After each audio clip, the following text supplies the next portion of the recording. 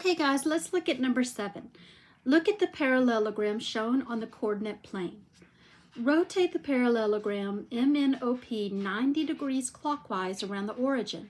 Label the image M', N', O', P'. Are the parallelograms congruent? Explain your reasoning. Okay, so I'm hoping that you guys remember the answer to this question before we even do the rotation, because we know what the word congruent means, and we know what happens when you do a 90-degree clockwise rotation, right? So let's just double check and make sure we are correct.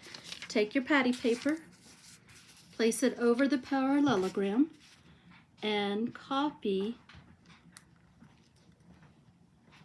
your parallelogram onto the patty paper, and make sure that you remember to put your points on there. M, N, P, Q.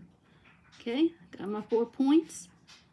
And now I need to make sure that I also do my L on my axis to rotate.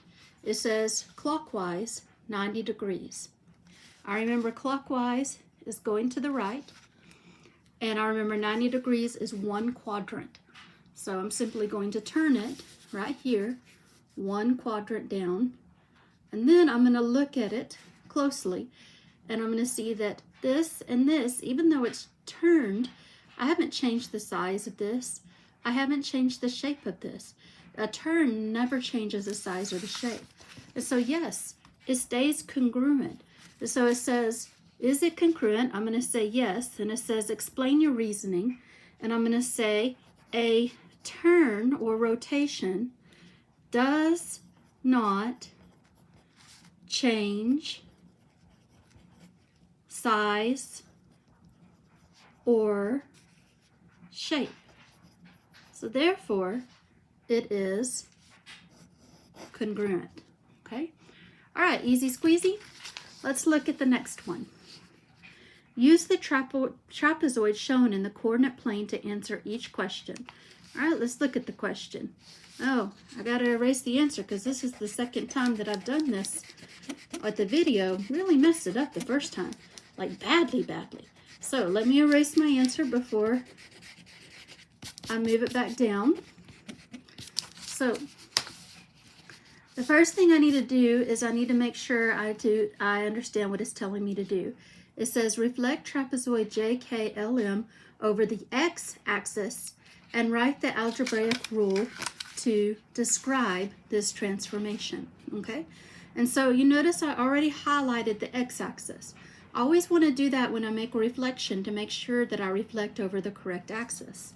And then I can take my handy dandy patty paper and draw my shape.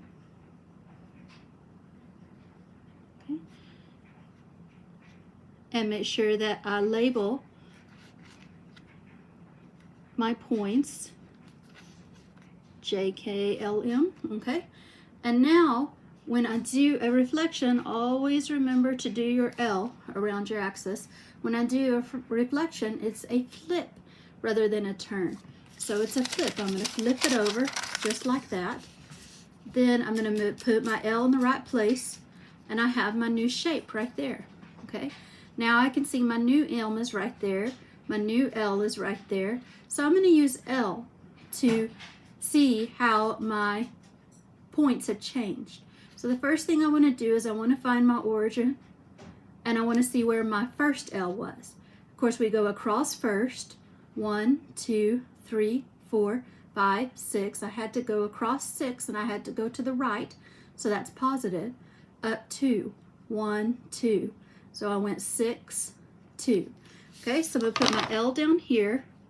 I'm going to put 6, 2.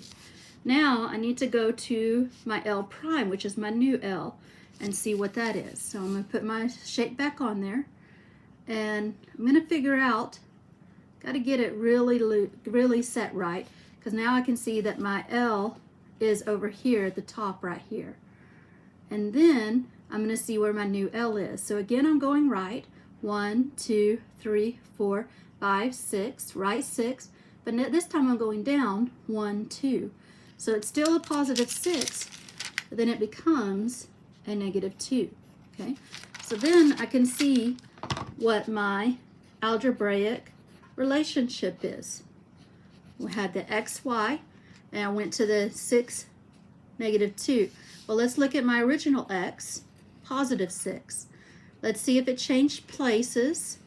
No, my positive 6 is still in the same place, and it didn't change to the opposite. It's positive 6, it's still a positive 6. So that x doesn't change. Now let's look at my y, 2. Let's move it over here, see if we see a 2, and we do, but this time it's become the opposite.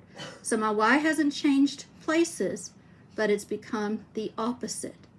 My algebraic relationship is xy to x negative y.